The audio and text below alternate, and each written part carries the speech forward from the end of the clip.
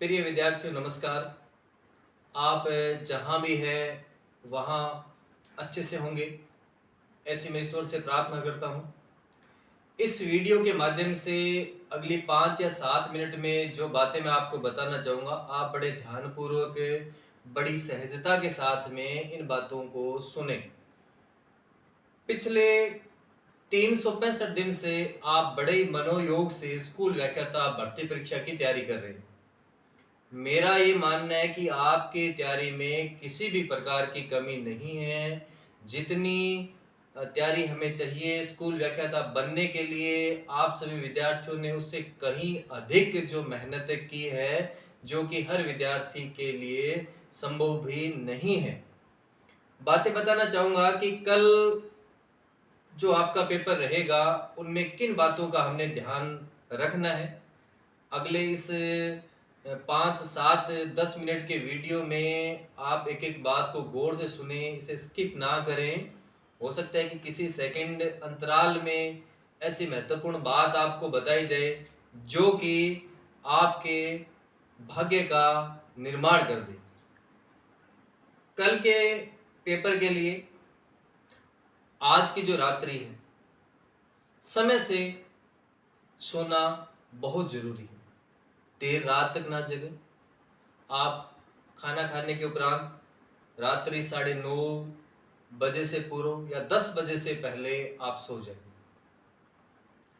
अगले दिन कल 17 अक्टूबर को आप अपनी सुविधा अनुसार जगें और परीक्षा के लिए तैयार हों।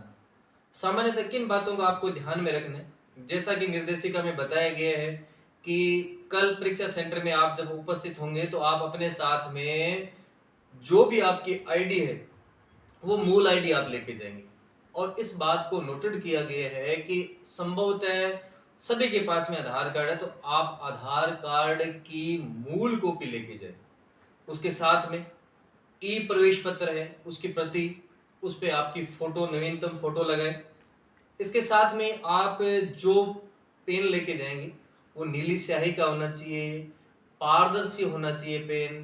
किसी प्रकार का इस प्रकार का पेन ना हो जो कि अंदर बाहर रिफल जिसमें दिखाई ना दे। जो भी आप आईडी लेके जाएंगे वो मूल आईडी रहेगी। परीक्षा सेंटर पर आप 1 घंटा पूर्व पहुंच जाएंगे और ड्रेसिंग कोड के लिए जो निर्देश दिए गए हैं कि फुल बाजू नहीं पहनना है हमें, तो उन निर्देशों की भी आप पालना करें। आपके गले में, हाथ पे किसी प्रकार का ताबीज ना हो, सिंपल आप चपने जो है वो आपके पहने। और विशेषतः इस बात का ध्यान रखें, आज एक बार अभ्यास कर लें। प्रवेश पत्र के ऊपर आपके जो रोल नंबर लिखे गए हैं, आप खाली कागज पे 3-4 दफा उन रोल नंबर को अंकों में लिख कर देखें, जिससे ये फायदा में रहेगा कि कई बार ये होता है कि ओमार में हम जब अपने रोल नंबर लिख रहे होते हैं तो कहीं ना कहीं उस संख्या में त्रुटि हो जाती है। तो आप 3-4 दफा उन अंकों को लिख कर देख लें। ये छोटी छोटी बातें हैं जो आपको ध्यान में रखनी होगी। पर कई बार ये देखा गया है कि परीक्षा सेंटर का नाम हम अधूरा पढ़ते हैं, उसके एड्रेस को हम अधूरा देखते हैं, और जहां हमारा मूल परीक्षा सेंटर है हम वहां नहीं पहुंच के किसी दूसरे सेंटर पर पहुंच जाते हैं। और वहां जाने के बाद हमें पता चलता है कि हमारा सेंटर तो यहाँ से 10 मिनट की या आधे घंटे की दूरी पे। तो ऐसी गलती भी ना हो जाए, पहले आप पूर्णतः कन्फर्म कर लें कि आपका परीक्षा सेंटर कहाँ है। जैसे ही आप एंट्री लेंगे परीक्षा कक्षा कक्ष में, ध्यान रखें, आप ये मान के चलें उस परीक्षा हॉल में आपका कोई परिचित नहीं है। किसी भी सहपाठी से किसी प्रकार का आपने मेल जोल वार्तालाप नहीं करना है। इससे ये होता है कि हमारा ध्यान परीक्षा से हटता है, हमारा ध्यान जो है वो भटकता है। उस दिन परीक्षा कक्ष में आपकी हेल्प करने वाले आप स्वयं होंगे। आपने 1 साल से, पिछले 1.5 साल से, 2 साल से जो अध्ययन किया है, वो सारी चीजें आपके काम में आनी। विशेषतः प्रथम प्रश्न पत्र के लिए आपकी जो कार्य योजना रहेगी, आपको 90 मिनट का समय मिलना है, 75 आपके क्वेश्चन रहेंगे। उस दिन अपने देखें तो एक पर्सन के लिए हमें 1 मिनट और 20 सेकंड का समय मिलेगा। जिस प्रकार के ए ग्रुप और बी ग्रुप के पेपर में हमने देखा है कि पेपर इस प्रकार से आ रहे हैं कि पहला क्वेश्चन को जीके का आ सकता है, दूसरा गणित का आ सकता है, फिर रीजनिंग का आ सकता है, इंग्लिश का आ सकता है। तो मिक्सअप पेपर आ रहा है। पेपर करने का जो तरीका आपका रहना चाहिए, 90 मिनट को ध्यान में रखें। आप ओमार सीट की सारी एंट्रियां करने के उपरांत पेपर हल करना प्रारंभ करें, और जैसे ही प्रश्न पत्र आप हल कर रहे हैं, मेरा तो ये कहना होगा समय को ध्यान में रखते हुए प्रथम प्रश्न पत्र में आप साथ के साथ ओमार में उत्तर फिल करते रहें। हाँ, डाउट वाले प्रश्न है उनको नहीं, सिर्फ कन्फर्म में वन रिवीजन में जो प्रश्न आपको 100% सही आ रहे हैं, 4 ऑप्शन पढ़ने के उपरांत, वो आप सावधानी पूर्वक ओमार में दर्ज करते रहें। और ये भी विशेष रूप से ध्यान रखें, प्रश्न संख्या 1 का आपने बी ऑप्शन सही किया है तो ओमार में भरते समय एक बार और टैली कर लें कि 1 नंबर का बी ही आप दर्ज कर रहे हैं। मान लो कि 1 नंबर किया, 2 नंबर किया और तीसरा प्रश्न गणित का आ गया, तो आपने एक बार नहीं करना उस प्रश्न को, क्योंकि प्रायिकता हमारी ये रहे कि पहले जीके पार्ट वाले प्रश्न है, जिसमें मान लो राजस्थान की ज्योग्राफी की है, इंडियन पॉलिटी के प्रश्न है, राजस्थान हिस्ट्री, इंडियन हिस्ट्री के क्वेश्चन है, प्रबंधन के क्वेश्चन है, हिंदी के क्वेश्चन है। इन प्रश्नों को आप प्रथम चरण में साथ साथ जो आपको 100% आ रहे हैं उनको करते चलें। गणित और रीजनिंग के प्रश्नों को आपने अंत में करना है। पेपर को कितने राउंड में करना है? पेपर को कम से कम 3 या 4 राउंड में आप करें। पहले राउंड में आपको 100% आने वाले प्रश्नों को करें, 50-50 वाले प्रश्न है वो हमने अगले राउंड के लिए रखने। ऑप्शन को काटते चले। मान लो एक ऐसा क्वेश्चन है जिसमें मैंने ए बी सी तक तो मैं कंफ्यूज हूँ, पर डी मुझे ये पता है कि ये उत्तर नहीं है, तो मैंने डी को कट कर दिया। अगले राउंड में आया तो मुझे ये पता चल गया कि इसका उत्तर बी भी नहीं है। अब ए और सी को लेके मैं कंफ्यूज हूँ, तो उसमें आप प्रायिकता दें कि ए को आप कह रहे हैं 55 वेटेज दे रहे हैं और बी को 45 दे रहे हैं, तो ही ए का उत्तर हमने ए उत्तर दर्ज करना है। तुक्का नहीं लगाना कि चलो मन किया मैं इसका सी दर्ज कर देता हूँ। 50 वाले प्रश्न हमने करने ही है लाजमी, ये ध्यान रखें। प्रश्न पत्र में कई विद्यार्थियों के ऐसे क्वेश्चन आ रहे हैं कि सर हम कितने पेपर में कितने क्वेश्चन कर दें। देखो, ये पेपर का स्तर ही आपको बताएगा कि हमें कहाँ पर रुकना है, परंतु आप एक रिवीजन में प्रश्न करें, फिर दूसरे राउंड में करें, तीसरे में करें, चौथे में करें और इस प्रकार बढ़ते चले। अंत में एक चीज का विशेष रूप से ध्यान रखें आप जिन जिन चीजों का, कि सबसे पहले ओमार की जो भी एंट्रीज है वो आपने सारी करनी है। उसके बाद में आप देख लें कि प्रश्न पत्र जो आपको मिला है वो बिल्कुल सही है, ओमार कहीं से कटी फटी नहीं है, प्रश्न पत्र की सीरीज प्रश्नों की बिल्कुल सही है। गणित के यानी रीजनिंग के और गणित के प्रश्नों को अंत में हमने करना है। कई बार ये होता है गणित का क्वेश्चन हमें आ रहा है परंतु उसकी प्रक्रिया इतनी लंबी है कि उसमें 6 से 7 मिनट लग सकती है, तो ऐसे प्रश्नों से आप टलें। साथ साथ उत्तर ओमार शीट में आप दर्ज करते रहेंगे। एक ये भी ध्यान रखें कि कई बार प्रश्न का स्वरूप ऐसा होता है, जैसे मैं आपको कह दूं को तिथि का क्वेश्चन आ गया कि कोई हमने घटना को पूछा गया और उसमें दे दिया नवंबर वर्ष 1919, सितंबर 19, अक्टूबर 19, दिसंबर 19। देखने में वो हमें बड़ा आसान लग रहा है, ऐसे लग रहा है कि बिल्कुल इसका उत्तर हमें आ रहा है, परंतु ये क्वेश्चन बड़े जटिल होते हैं। अगर आप इसमें कन्फर्म नहीं है तो ऐसे प्रश्नों से हमने बचना है। मान लो कोई परिभाषा आ गई और 4 जो है व्यक्तियों के नाम दे दिए, तो हमें वो व्यक्ति परिचित लग रहे हैं चारों के चारों, परिभाषा के बारे में हमने कभी नहीं पढ़ा, तो हो सकता है ऐसे प्रश्नों के उत्तर देने से बचें। अगर आप कन्फर्म हैं तो ऐसे प्रश्नों के आपने उत्तर दर्ज करने। जैसे आप प्रथम पेपर 90 मिनट में हल कर लेंगे, जब वीक्षक को जमा करवाएंगे उससे पहले यानी 90 से आप 5-10 मिनट पहले एक बार जब 80 मिनट हो जाए पेपर में, तो एक बार ओमार सीट जो है, जैसे इस प्रकार की ओमार सीट है, तो मैं आपको दिखा रहा हूँ, ये ओमार सीट रहेगी। तो एक एक प्रश्न को आप ओमार से चेक करें। बहुत से बच्चे प्रश्न पत्र में देखते हैं कि पहला मैंने कर लिया, दूसरा कर लिया, तीसरा कर लिया, पांचवा मैंने छोड़ दिया। पांचवा आपने छोड़ा है या किया है, या दूसरा आपने छोड़ा है या किया है, ये कन्फर्म तो ओमार सीट से होगा, ना कि प्रश्न पत्र से होगा। आप क्या करें, ओमार सीट को रखें और ओमार सीट में देखें कि एक आपने किया है, 2 किया है, 3 किया है, 4 आपका खाली पड़ा है ओमार में, तो आप पेपर में तुरंत 4 नंबर पे जाएं और देखें।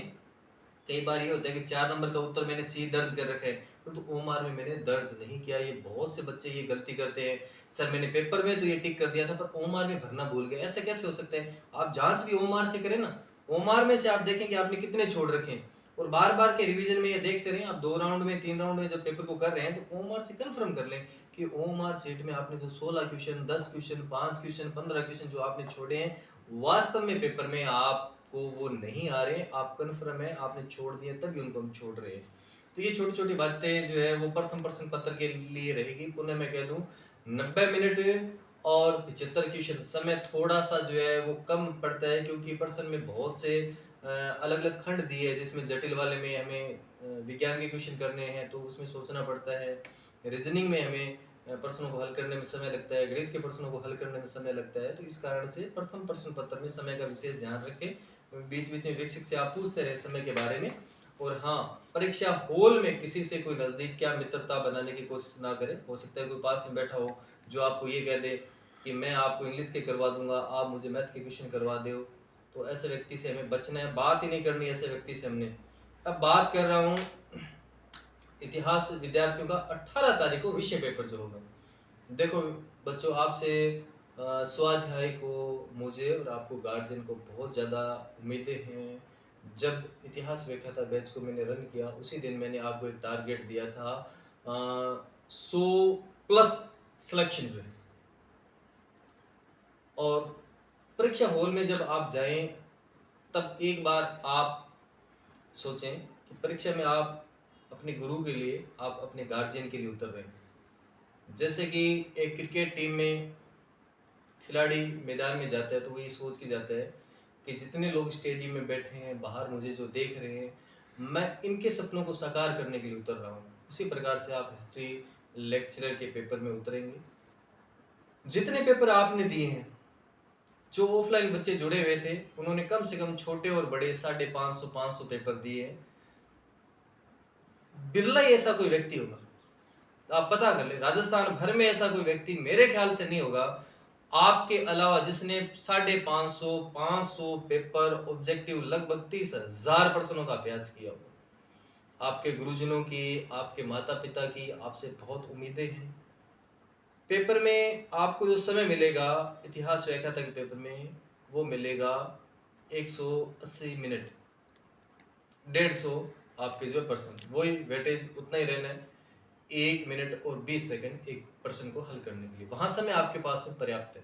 अब उस दिन के पेपर में को आपने कैसे हल करना है, साथ साथ ओमार भरें या पहले पेपर करने के बाद में ओमार भरें, ये आपके व्यक्तिगत, आपको जो सुविधा लगती है उसके अनुसार आप कर सकते हैं। इसके लिए मैं नहीं कहूंगा कि आप विषय पेपर में ऐसे करें कि ओमार को साथ साथ में फिल करें, जैसे आपकी सुविधा पड़ती है।